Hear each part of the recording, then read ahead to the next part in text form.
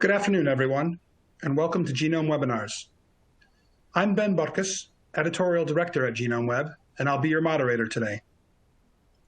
The title of today's webinar is Case Study, an IVD Manufacturer's Experience Building a Complete Sample-to-Result Workflow, and is sponsored by UgenTec.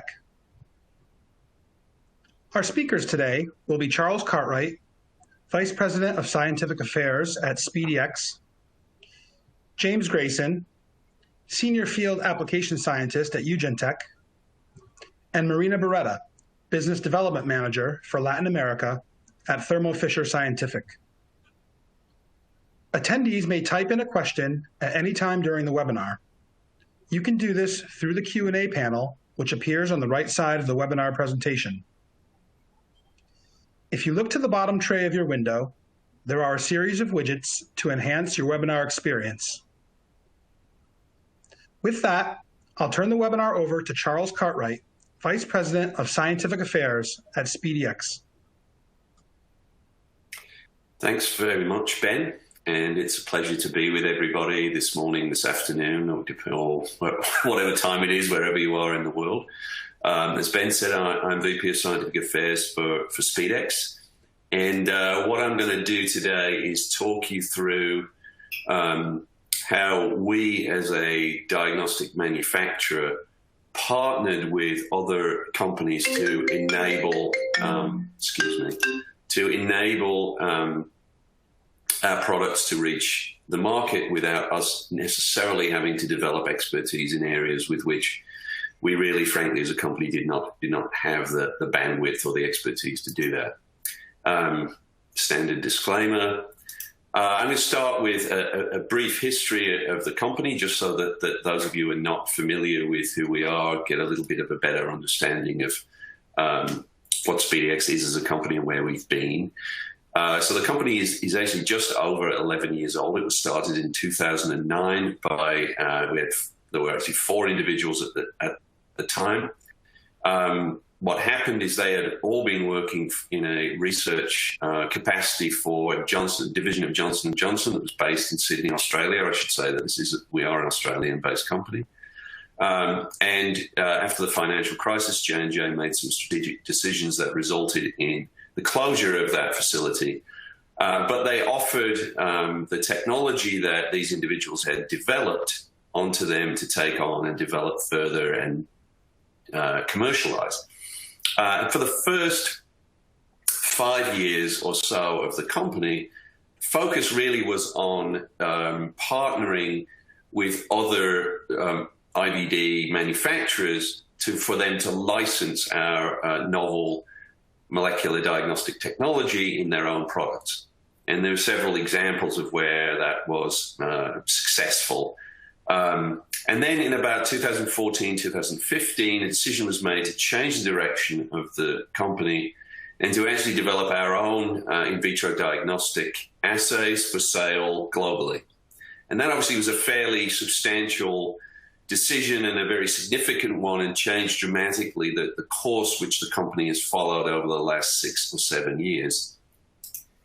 And there were several decisions obviously critical to that process to make sure that it would flow successfully.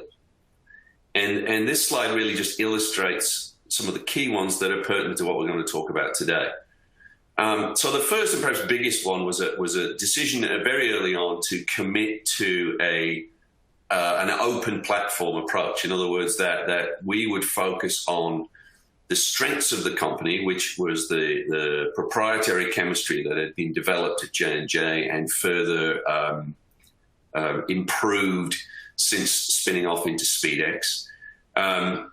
That this very flexible and powerful chemistry gave us the ability as a small company also to do pretty nimble and rapid assay development.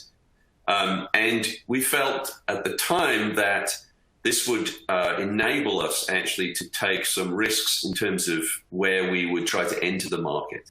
So to create novel applications that perhaps the large diagnostic manufacturers either didn't see as being of sufficient value or were too high a risk given what it took for them to actually produce a product. to bring a product to market. So because of that, there were two additional important decisions. So the first one was that we were not going to make instruments. We were not going to become an instrument manufacturer, nor were we going to try to obtain instruments from another manufacturer to relabel and sell as our own. And that meant we needed to partner with an instrument manufacturer to meet all those needs that we would have when the products were commercialized. And the second one was that we wanted to minimize whatever efforts we needed to do internally in terms of developing software for assay management and resulting and reporting, and not invest hugely in software engineers or people to develop and validate these programs, but to actually find, again, a partner that we could work with that would enable us to develop really elegant solutions that would be appealing to our customer base, and that would help differentiate us potentially from other players in the market. And if you look at sort of a very sort of basic schematic of what we would be talking about in terms of the kind of interventions and the kind of instrument interfaces and so on that you would need for this sort of open platform system that we're talking about, it's really quite complex, right? Because you need essentially for a molecular diagnostic assay like we were doing, we need systems to extract the nucleic acid.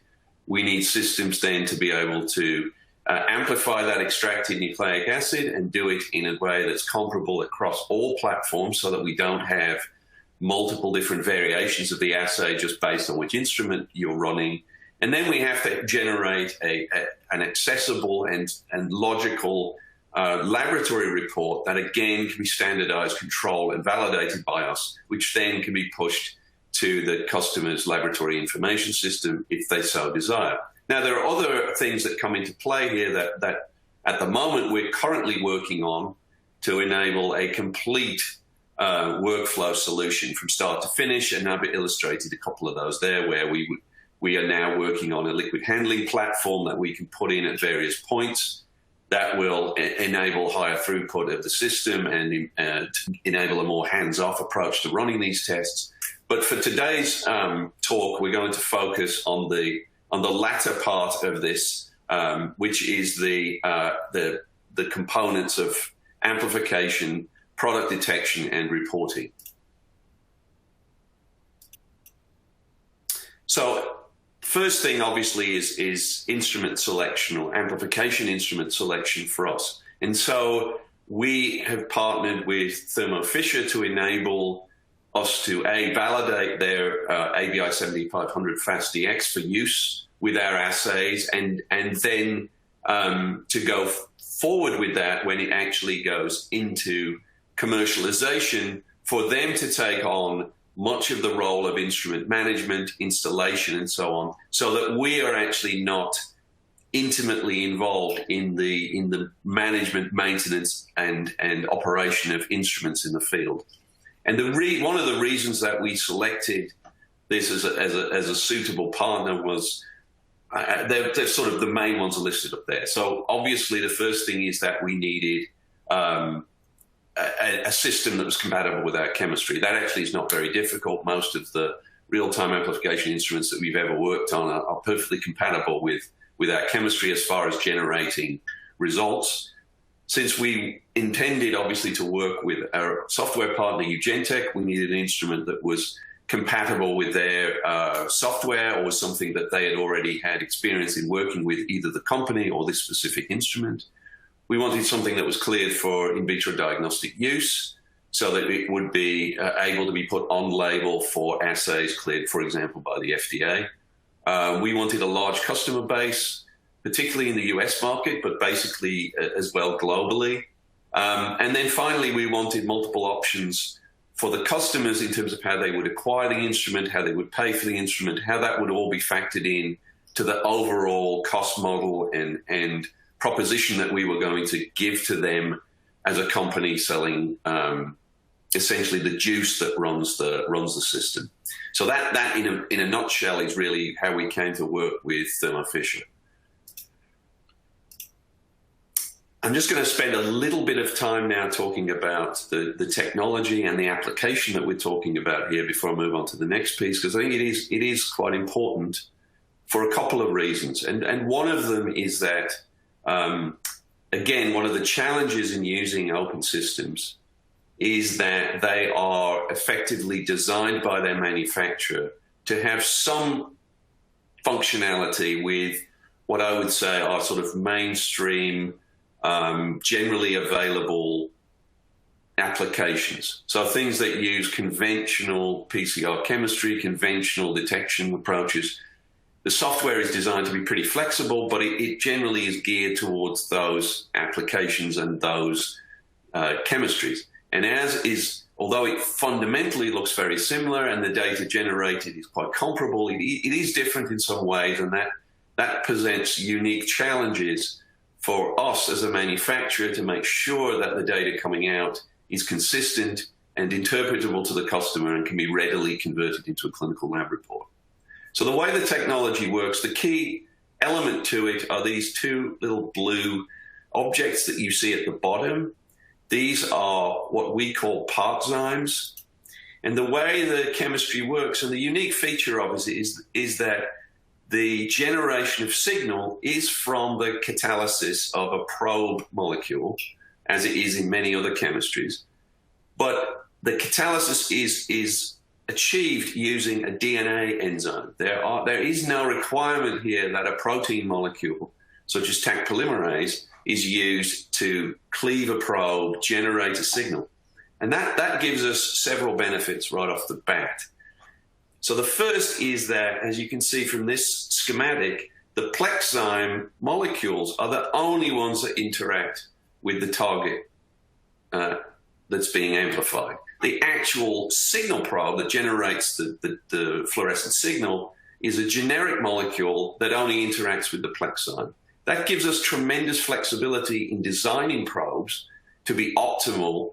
It also gives us flexibility in switching probes from one assay to another because they are fundamentally generic. The only thing that is specific to a specific target is the generation of the two partzymes, which when they come together in the right orientation with a specific target present and the probe binds, they cleave the probe that generates signal. So that's the critical core part of SpeeDx's chemistry.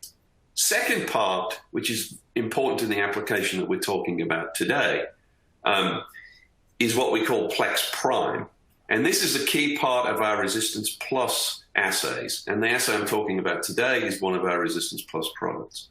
So again, what we can do here is we can do multiple manipulations of the partzymes by generating different molecules with multiple variant mismatches in them.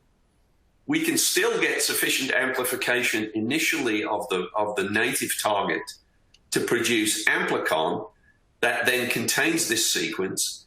And then thereafter, because the partzymes are disassociated from the amplification reaction and are not required to generate signal directly, we can very, very specifically then target these essentially pre-amplified sequences to generate lots of additional signal. And again, the secondary part of this is that we're not restricted in the modifications that we can make. So we can make multiple modifications for multiple targets, all of which are compatible, all of which then generate completely independent signal, which makes the technology extremely adaptable and ideal essentially for doing multiplexed PCR reactions. So this fits into the application that I'm talking about today. And this again goes back to what I mentioned at the start, is us taking on essentially novel or risky or different clinical applications that maybe at the time we were doing this work, the larger, more established manufacturers with their big box systems had decided, this either it's too risky or it's too early and we're not going to do this. So one of the things that we have really gained a significant presence in the market is this concept of resistance-guided therapy, which right now we apply essentially to sexually transmitted infections, but there are lots of applications outside of that where it could work, which is what you do is you combine a diagnostic test that detects the pathogen in question with a molecular test that determines whether that organism is resistant or sensitive to a key antimicrobial. And you put those two together, and that allows for directed treatment of the patient at the same time a diagnosis is made. Now, when we started this in 2014 or 15, this really was a novel concept in sexually transmitted infections that were, the majority of the time, were being treated empirically using drugs that had very high success rates, and therefore patients were simply being prescribed the drug without determining what the resistance profile of the organism was. And the organism that we have worked on most extensively, and which is the target organism in our flagship product currently, and the one I'm talking about today, is Mycoplasma genitalium, which causes acute and chronic urethritis in men and acute and chronic cervicitis in women. And it's an extremely common pathogen. In most settings where you see prevalence of STI, it's much more common than Neisseria gonorrhea, typically in some populations more common than chlamydia.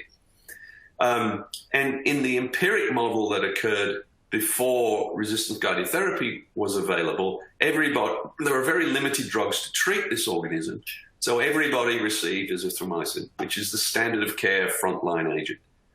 And there is emerging and increasing resistance to azithromycin in M. genitalium. And so what happened is large numbers of patients experienced treatment failure, sometimes multiple treatment failures, and the rates of resistance continued to climb. So resistance-guided therapy, then, what we do is we provide both the diagnosis of M. genitalium infection and whether the organism contains mutations that confer resistance to azithromycin. And that allows two things to happen. In patients that are susceptible, they get azithro, and their response rate for those patients is massively higher than it was previously. And secondly, patients who are not going to respond get a second-line agent with much higher degree of likelihood of success in azithro mutation-containing organisms. And that is this approach now has been adopted by guidelines really across the world.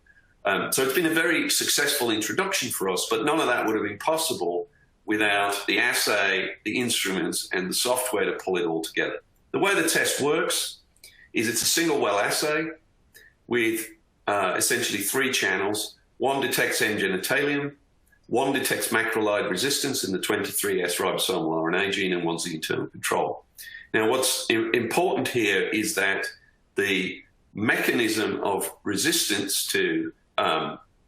genitalium is conferred by a number of mutations clustered together in two codons in the 23S gene. So what we wanted to do is to combine all of those together in a single channel so that the assay gives one output, it says resistant or not, but it independently detects all of those mutations without interference from any of the other ones. So there's no cross-reactivity issues. There's no issue where one of the mutations drops out or causes a sensitivity problem.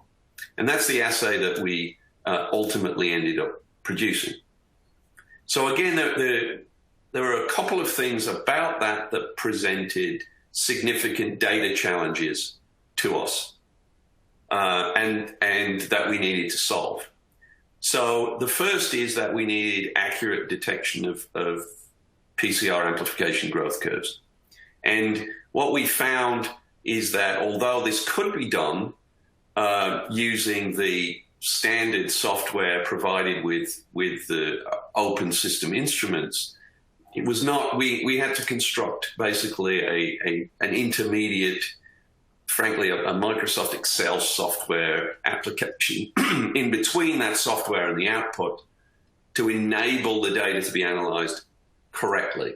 And even with that, there were challenges in actually differentiating amongst positive and negative signals just using the native software.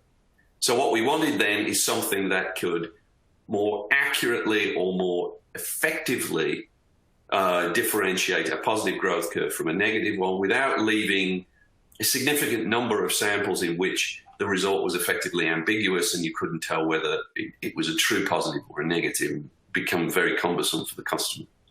And then the second part was to be able to very effectively differentiate a wild-type infection from a mutant. We made a decision early on that because of the high specificity of the target probes, we were not going to use a wild-type 23S probe, so we don't actually have a wild-type for that amplicon in the assay. And what we observed was that highly positive samples that are wild-type can generate a low level of cross-reactive signal. And what we wanted is an algorithm to automatically identify and reconcile this problem.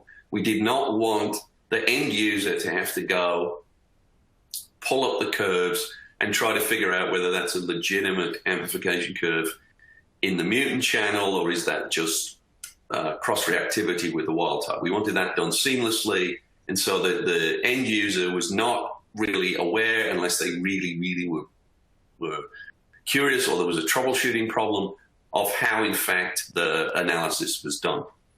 And those are the two elements that we partnered with UgenTec to achieve in the software applications that we use in our assays. So what we have is what's called an assay plugin or an AP that runs on UgenTec's FastFinder software platform. And again, it does these two things for us. So it has a sophisticated way of training the algorithm to do curve calling. And I'll show you a little bit, a schematic, a little bit of how that sort of works. So basically, data that's generated in-house by us is transferred to UgenTec.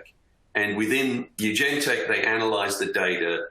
And through various iterations of doing this analysis, sending more data and analyzing it, we end up with a trained algorithm that is highly effective at differentiating a positive from a negative signal. Second part is what is called a decision tree. So this basically is where you take all of the aspects of the assay together.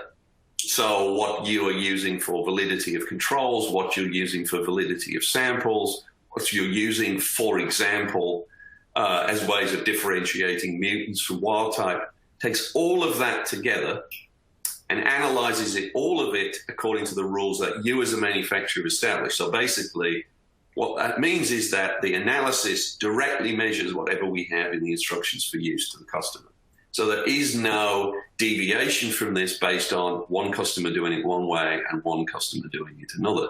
It's an entirely SpeeDx controlled process that we go through, again, multiple iterations to make sure that it's working correctly with every assay that we run. And then it generates a final report, which either is a hard copy that the client can enter manually into a computer system, or those reports can be interfaced into an LIS. So again, and these are really questions for UgenTec, not me. This is their slide just showing you that they actually do use a quite sophisticated approach to analyze amplification curves, again with this iterative system where we as the client send them multiple versions of data and they send us back the latest version of the plugin that's now been adapted to try to improve the calling algorithm. And what you end up with is something that looks a little bit like this. So you're sending data through and the algorithm is making calls, and obviously the vast majority of them that you start with, it's very easy. They're negative. There's no signal at all. There's nothing that could even be construed as a signal.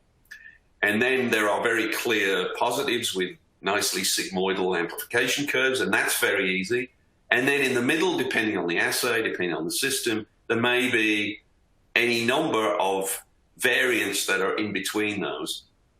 And the whole essence of training the software is basically to minimize the number that end up in this gray zone, that end up in this indeterminate range, to the point where effectively it meets our internal specification for how frequently a sample will get a defined call. And that's the process that we go through, again, with the software company every time. It generates this highly specific algorithm for each assay on each instrument platform, which is ideal for an open system manufacturer. The decision tree, this is again just a schematic of a generic decision tree, is again built in a highly intuitive way. This is not something that, for example, I came from building Excel spreadsheets, trying to build strings and strings of conditional statements to try to get the software to do what we wanted it to do. This is extremely intuitive from the user's standpoint. And again, we go through revisions of this. We will design one of these. We will run data through it, and we will see whether it makes the calls correctly based on what our criteria are. An example of how we use this in the assay, in the MG assay, is obviously the way we wanted to discriminate mutant signals from wild-type signals. I won't go into this in any great details, fairly arcane, but basically we use a difference in CQ value between the detection part of the assay, so the channel that is detecting just Mycoplasma genitalium, and the signal from the mutation assay, and put it into a computational algorithm that follows essentially this plot where we've got mutant calls above the line, wild-type calls below the line, and it then can apply this algorithm across the entire range of CQ values that we're likely to encounter in the assay, rather than simply applying a straight cutoff. And we felt at the time that, again, given the relative small subset of data that we actually had at the time we wanted to go into, at least enter into investigational studies with the product, this provided us with the best latitude and the highest likelihood that we were going to be successful, and it has proven to be so. It's worked very, very well. And again, this computation is incorporated into the decision tree, and you can see here two examples. So the example on the left, there are the three detection channels. So we have the MG detection in orange, the mutant detection in purple, and the internal control in green. And here we can see this is a wild type control sample, but again, you can see a very high signal in the M. genitalium target, but there is a clear signal in the mutant channel. But the algorithm is applied correctly, and the sample is called wild type, no mutant detected. This is an example of a sample with a much lower concentration of M. genitalium in it. And again, this time you see that the orange curve is shifted to the right, much lower, much higher CQ value, much lower concentration. And again, we see the purple signal, which is not that dissimilar from the one seen in this example, but this time that computation is applied and it results in a value that enables the mutant to be called correctly. So this again gives a very accurate differentiation of mutants from wild type without the user having to do any interventions at all. And again, without us having to develop the algorithm necessary to create this possibility. And this is trying to kind of bolt on to what you saw in the idealized decision tree. This is actually the decision tree, more or less, that's used for ResistancePlus MG. And we plug everything in there, whether it's a sample or a control. We plug in all the various decision points. And at the end, you end up with the final result reported to the end user. And again, although this looks kind of busy and complicated, it's actually a highly intuitive process for anybody that's actually worked in trying to come up with these types of algorithms for molecular diagnostic tests. And then, of course, ultimately, we end up with a final report. It shows all of the things that you would typically expect for a clinical report, what the run was called, when it was done, who performed it, the software version, what time it was created, etc. Layered on top of that is essentially an overview of the results. It shows you the validity of the run in terms of controls, the samples, etc. And it shows you, again, what the interpretation of each sample is, whether it's a control or a sample, that it's positive or negative, it's a mutant or a wild type.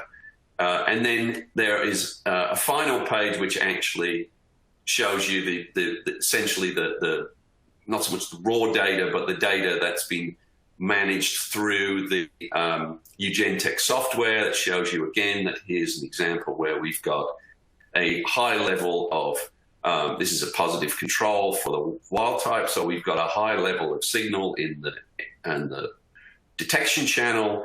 We've got a little bit of late non-specific amplification in the mutant channel, which again gets filtered out during the algorithm. And then we've got nothing in the internal control because this is an amplification target, did not go through sample preparation. So in summary, I hope I've illustrated to you that our ability to partner with other companies really in totally different areas of the diagnostic spectrum. So on the one hand, with an instrument, at least with a component of an instrument company, and with a software development company, that enabled us to meet our goal of having an open system available to our customers that to them, to all intents and purposes, has most, if not all of the benefits of a closed system without many of the limitations that might be imposed by that. It also ensured that we focused on our key competencies of technology, applications, and not on things that we as a company were not strong in. So we did not want to build instruments, and we did not want to invest hugely in software engineers and so on. Again, we work in collaboration with Thermo Fisher to ensure access of instruments to customers, whether that's customers doing investigational studies for us or customers buying product. It's been a very successful collaboration in both of those areas. And then we worked very closely with UgenTec to solve initially some of these data handling issues, and as we move forward now to integrate the whole thing together into a newer system that UgenTec is working on that will do essentially soup to nuts. And that's the end of my presentation. So with that, I think I hand back to Ben, who will then introduce the next speaker. Thank you. Thank you, Charles. As a reminder to webinar participants, if you have a question, please type it into the Q&A box in the control panel. We'll now turn the webinar over to James Grayson, Senior Field Application Scientist for UgenTec. Please go ahead, James. Thank you, Ben, and thank you, Charles. Let me see. Yeah, we have a standard disclaimer as well. So hi, everyone. For the next few minutes, we'll take a look at the advantages of open system testing workflows supported by intelligent automation software. What we've seen is that some of the challenges of menu expansion in a closed system testing environment consider on the lack of flexibility of operation and the lack of control for results reporting, where fixed instrumentation and software can be key obstacles for an assay developer. As Charles just explained, SpeeDx chose to go with an open system approach because of things like time to market, existing install base, and flexibility.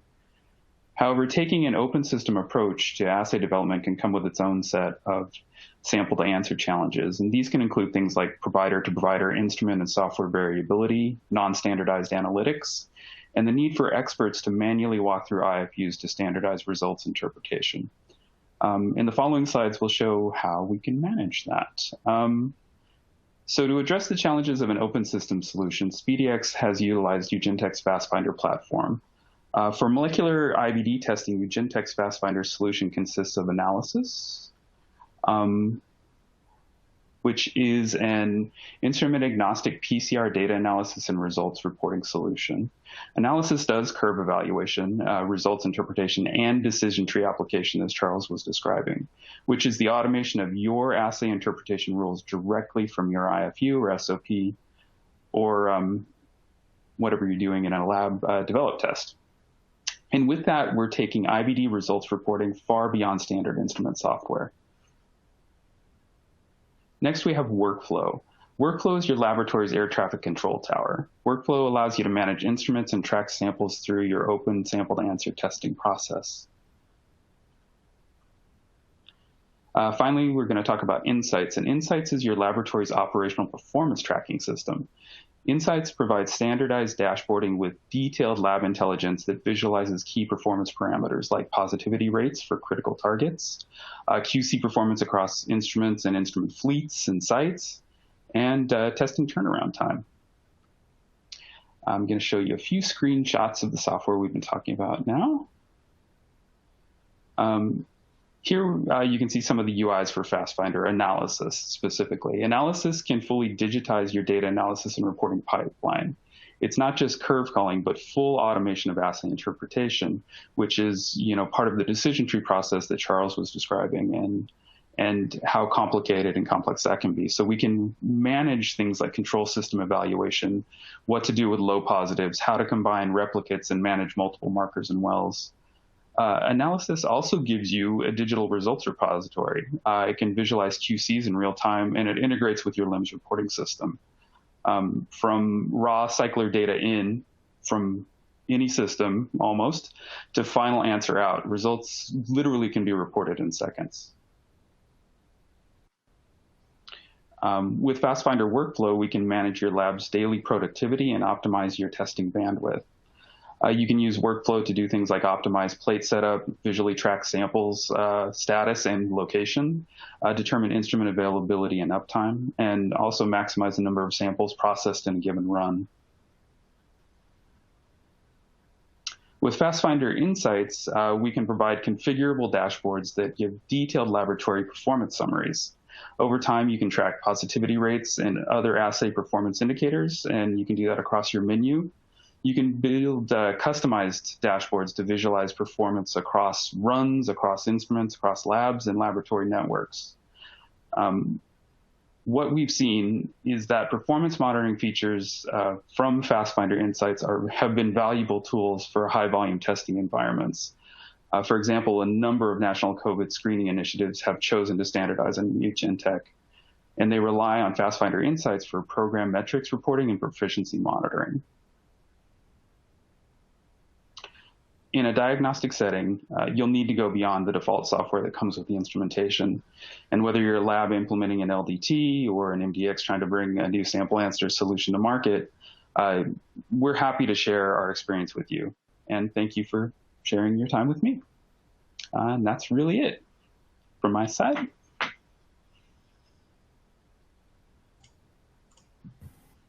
Thank you, James. As a reminder to webinar participants, if you have a question, please type it into the Q&A box in the control panel.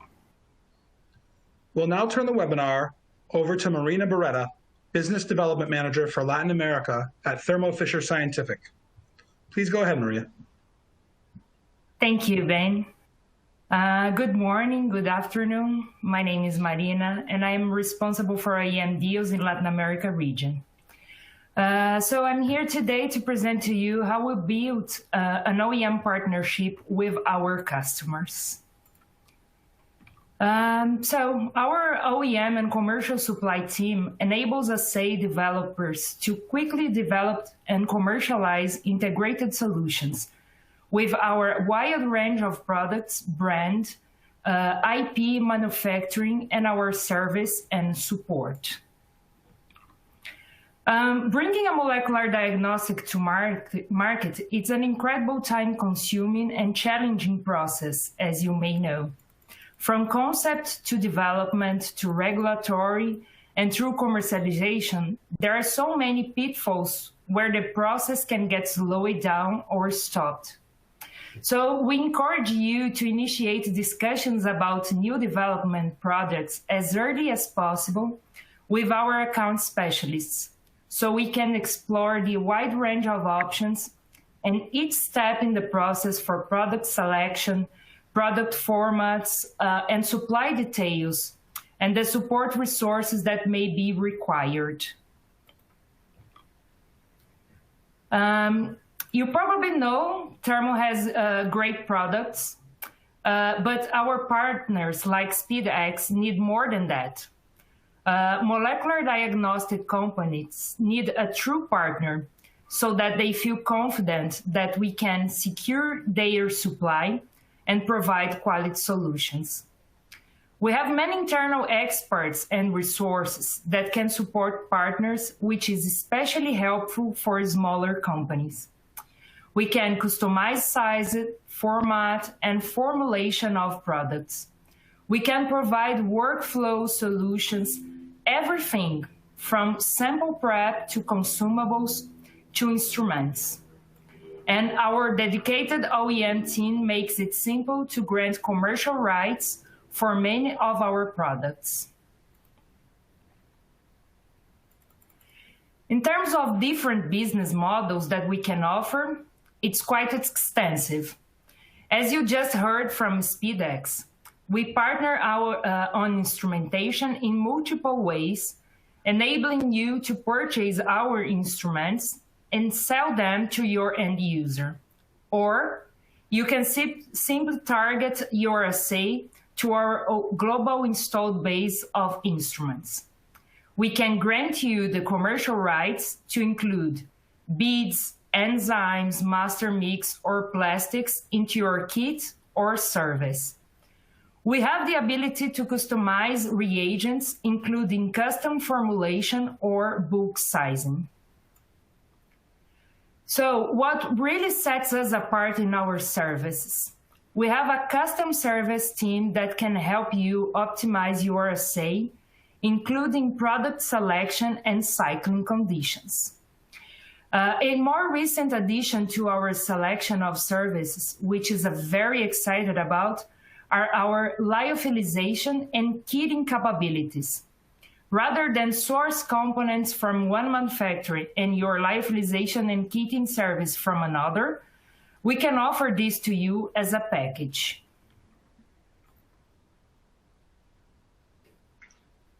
So, Thermo Fisher has a vast global infrastructure for the manufacturing of products and services to serve many markets, including regulated diagnostics.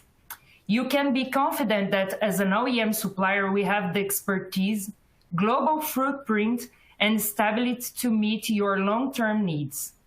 We also have state-of-the-art manufacturing facilities and can provide ISO 9001 and ISO 13485 manufacturing if needed. Companies like SpeeDx choose to develop assays on our instruments rather than developing their own, to help them shorten their development timeline and accelerate adoption of their assays once it's commercialized. This is because we already have such a large footprint of high-quality instruments around the world. We can also enable companies to become a solution provider by enabling them to purchase our instruments and either resell them to their end users or place them in a reagent rental program. Another benefit to assay developers is peace of mind when it comes to serving and supporting the instruments, since our instruments come with service plans that can be conveyed to your customers. Even better, now that we live in remote world given the pandemic, we have the ability to remotely support and troubleshooting instruments. Aside from qPCR, we also have endpoint PCR, capillary electrophoresis, microarray, and NGS platforms. We have at least one IVD cleared platform for each instrument, and we can help guide you to the right technology to fit your clinical and economic needs. So thank you very much for your time and attention today. And if you have any questions or would like to discuss your OEM needs, I'd love to talk with you. You can email me at the address showing here. Thank you very much. Back over to you, Ben.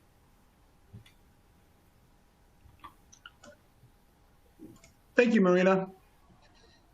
As a reminder to our webinar participants, if you have a question, please type it into the Q&A box in the control panel. We'd also like to ask attendees to take a moment after the webinar has ended to take our exit survey and give us your feedback. We'll now start the Q&A portion of the webinar. The first question: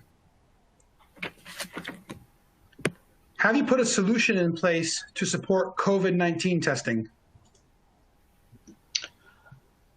Yeah, I think this is directed to UgenTec, I would think. Yeah, in fact, we have multiple national initiatives in the EU right now, in various countries, and we've done over 7 million samples processed through our system to support COVID testing, and that's been within the last 6 months or so.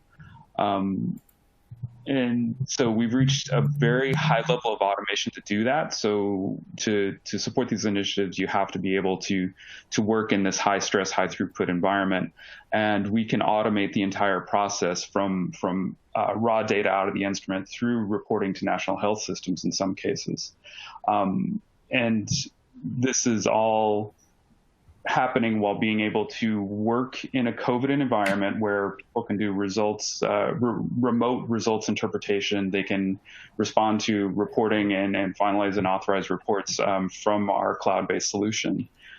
So it's been quite a success for us.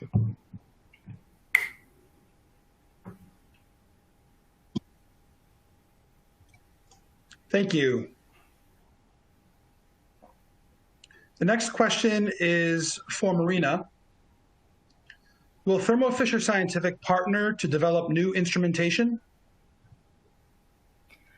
Can I follow up this question offline? I really need to check that.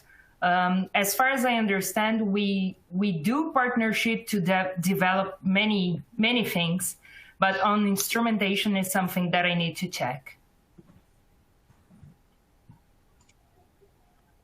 Thank you.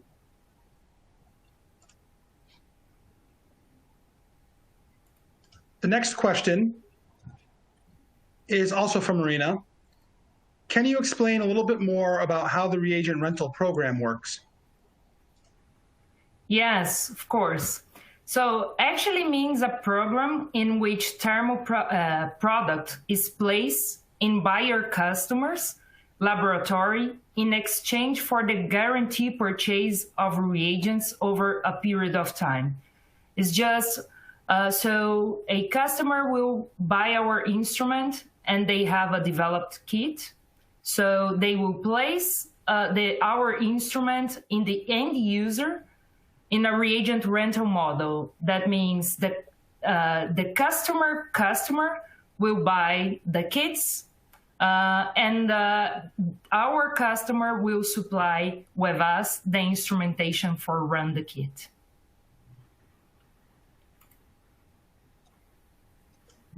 Thank you. The next question is for James. Is this software accredited for working with clinical data? Yeah, actually it is. So we have our ISO certification 13485. We're also we've co-submitted our analysis plugins. This is something that Charles described in his presentation. So how our software is constructed is we have our software platform, which is a registered general medical device with organizations like the FDA. And we partner with someone like SpeeDx, and they, as the manufacturer and owner of the plugin, will take that registration process. We'll go along with them in that registration process to different organizations like the FDA. And right now we're in routine use in over 100 clinical labs. So yeah, and we have a solid quality management system, and we'll partner with you to help you get your registrations and approvals done. Thank you. Next question is for Charles. What are the benefits of using the FastFinder software over the Thermo software? So I think, again, for us, it's two things. So the first is that by partnering with UgenTec, that gives us a software solution that is applicable to multiple instruments. So not just necessarily a Thermo instrument, not necessarily one Thermo instrument, but potentially we can use exactly the same approach for multiple different instruments. Second part of it is that, as James alluded to, we can actually submit that essentially proprietary AP that we developed as part of our submission to the regulators to show that, in fact, we are in control of how our assays are run, how the results are reported, and how ultimately they are used in a clinical setting. And I think that's very important for an IVD manufacturer to be able to demonstrate that they have that level of control and that we've implemented a solution that ensures that the interpretations that we put in the instructions for use are followed. And that's generally been very well received when we've presented this to regulators. It takes a little bit, I think, of adjustment on their part because it's not the simplest thing to explain sometimes, but I think in general it's been very favorably received. And I think for us, that's really the benefit. We would have had to develop some sort of middleware or some sort of solution that would take data from a generic instrument platform like the Thermo 7500 into something that was actually a valid clinical report for a customer. Thank you, Charles. The next question is for Marina. Yeah. What is the right entry point or contact within Thermo Fisher for a European startup developing an innovative IVD? You can email me, please, so I can forward your email to the correct person and make the introduction. Thank you, Marina. The next question is for Charles. Can you further discuss the controls that are used to prove that nucleic acid extraction was successful? Yeah, so we use, like a lot of people, we use an exogenous internal control is added to every sample before lysis of the sample and recovery of nucleic acid is performed. And so that control serves as essentially a guarantee that both nucleic acid has been recovered from that sample as expected and that it was amplifiable in the assay. So that's what we use. We use it. It's an exogenous internal control that we add to every sample. And just to add again that the interpretation of the result of that reaction is incorporated into the decision tree and automatically then makes a determination of whether the result obtained on that specimen was valid or invalid. Thank you, Charles. The next question is for James. Is your software applicable to oncology? Yeah, actually, we support different oncology applications. One that's in high routine for us is a BCR-ABL test that we support with complex decision tree.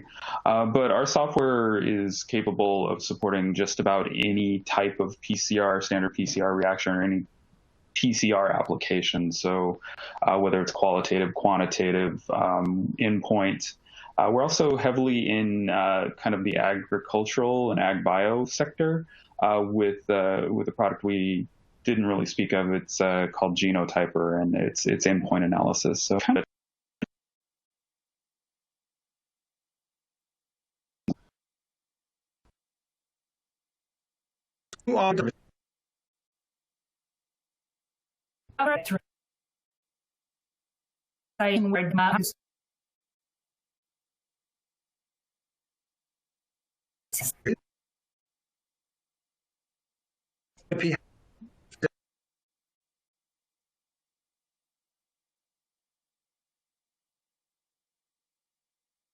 This